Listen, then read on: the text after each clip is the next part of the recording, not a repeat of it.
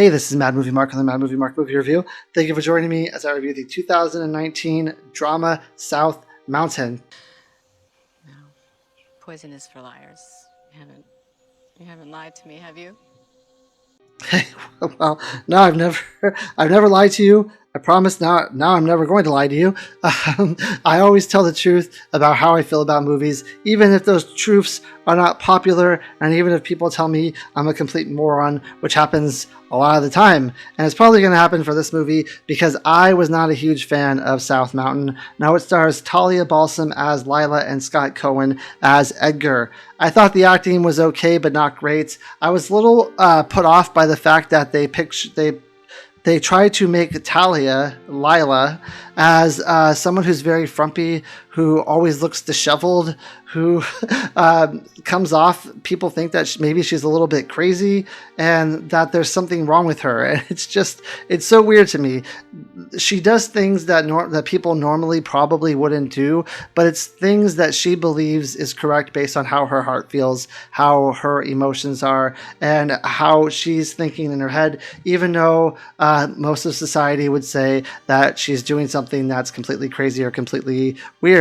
Now, her husband Edgar is a terrible person, and I think at the end of the movie we are left to try to feel too good about him. We're supposed to have some sort of positive opinion of him, and there was no way that was going to happen for me. It wasn't going. He was a terrible person, and I was not going to fall for the fact that Lila still likes him. Lila still wants to be his friend. Lila still wants him in her life, so we should just accept him for who he is. It's not going to happen. Not for me. So I thought the plot was bad. I thought the story was bad. The setting was really nice. It's in a nice rural area, which is beautiful. But this wasn't the movie for me. So essentially what this movie about is Edgar and Lila are married, and in the very beginning of the movie we learn that Edgar has a girlfriend outside of marriage, and he is kind of locked in a room on a video call where she is currently giving birth. Now, he decides after she gives birth that he is going to call his wife, not approach her and tell her physically. So this tells you what kind of person he is and what he really thinks of his family and his wife. He is going to call her and tell her that he has had a child with a woman that he used to date, which she thought he was no longer dating. So apparently there was some cheating going on in this relationship before, and she forgave him and took him back, which honestly, just a personal opinion, I would never suggest that. To me, a cheater is always a cheater. I have never known any relationships in my personal life where someone has cheated, they got back together, and everything was perfectly fine. There was no animosity. There was no fear in their heart that they were going to cheat again. Everything was hunky-dory and was the life that everyone wanted. It just doesn't happen. I don't believe it. So I would say if someone cheats on you, you should leave them and never look back. But anyway, she accepted him back in her life because he said he was going to break up with her, and he didn't, and now he has a child with her. So after calling his wife and telling her that, he kind of leaves it up to his wife to tell their children that he cheated on her because he, he's yellow and he has no morals, and he has no courage, and he's just going to let his wife handle it all. So he ends up telling her that he's going to go over there and get his stuff, and he doesn't show up the day that he's supposed to do it. He shows up the very next day, so he's also like someone who doesn't mind inconveniencing his wife. Now, his wife is someone who she wants to win him back. She thinks that she can make the relationship good again. She's going to accept this new child into their family and into their hearts. She's going to accept the husband's new girlfriend into the family and into their hearts. And maybe, if she plays her cards right, and if something goes wrong in the relationship with him and his new girlfriend, he will take her back,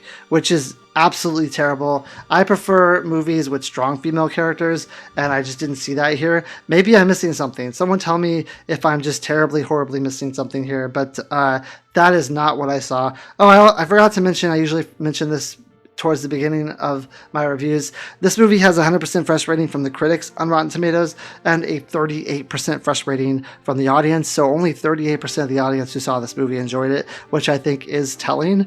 I am reviewing every movie that has 100% fresh rating from the critics, and once I've reviewed them all, I will rank them from worst to best.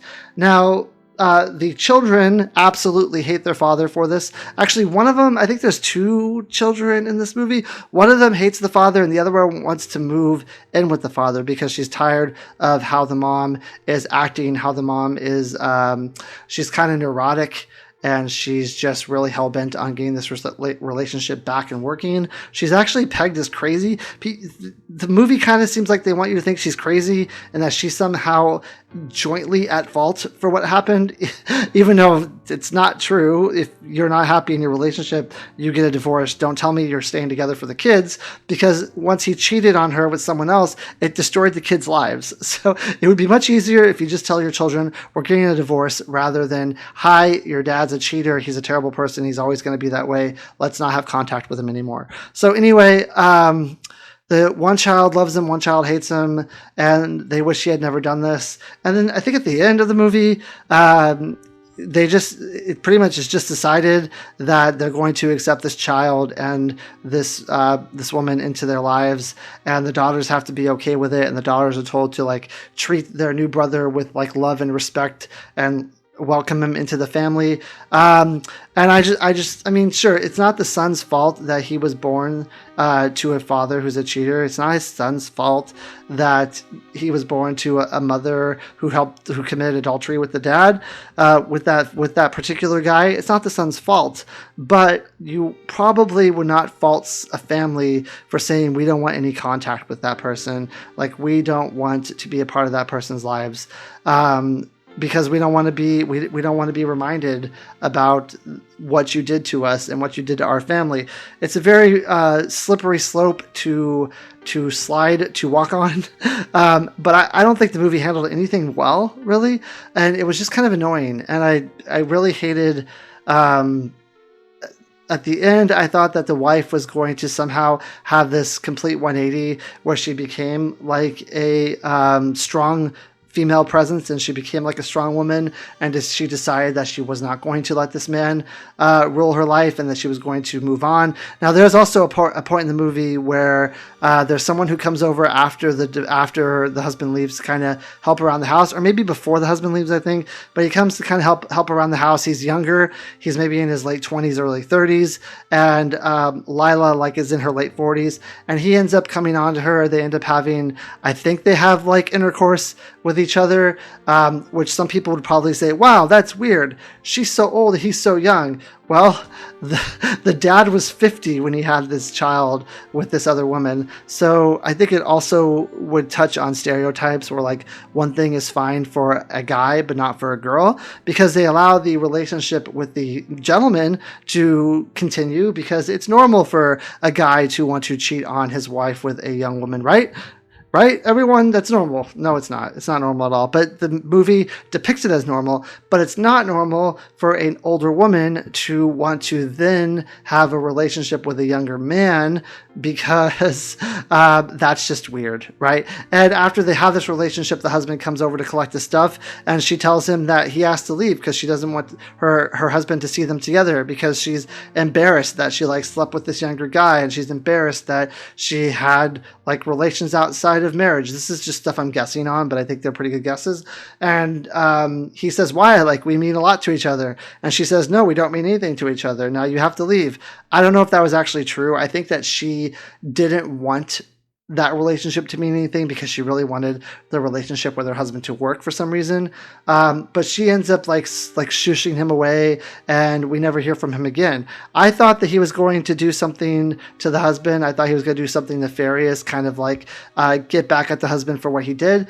But he just kind of, I mean, a lot of the movie was set up for that, especially at the end of the movie when he leaves to let the husband out because he's blocking the driveway. He kind of gives like the husband like this mean glare as he's driving off. So I think they set that up, but then it never happened. They just it just fizzles out and it goes nowhere. I think it was just to show that she also had relationships out of marriage. So maybe his his cheating wasn't so bad, right? I mean, I can't think of any other reason for that relationship between her and him to be there. And if that's the reason why it's there, then it's a completely stupid reason because it's completely unfounded. Like after he cheats on her, she's pretty much free to do whatever she wants. And the movie doesn't allow her to feel that way, and it doesn't allow you to believe that that is the way that she should feel. It tells you that she should feel ashamed. It tells you that she should feel just as bad for doing this, which is not actually what should happen. I think this movie just gets it all wrong, like completely. And I this is one of those movies where I don't understand how. I think it's got 22 critics who reviewed it, who gave it like a positive review, and I just don't understand how it's possible because it's not a good movie. The moral at the end is terrible, and it just makes you feel mad. I felt mad through the whole thing. That being said, it's not as egregious as some movies. I'll always compare things to like Ramble and Rose now, where there was child rape in that movie. Not as bad as you would think. Like saying, I mean, it's statutory, but you know, it's not as bad as that, I guess. So I'm giving this movie a 5 out of 10. I've given a lot of movies from this decade a 5 out of 10. This is like the biggest 5 out of 10 decade that I've had so far. But there's been a lot of duds in this decade. There's been some big winners too, but a lot of duds. Anyway, I'm giving this movie a 5 out of 10. I hope you join me next time when I review Invader Zim Through the Florpus, I believe it's called. It's something like that. It's very close to that. Anyway, thank you. I hope you have a great day.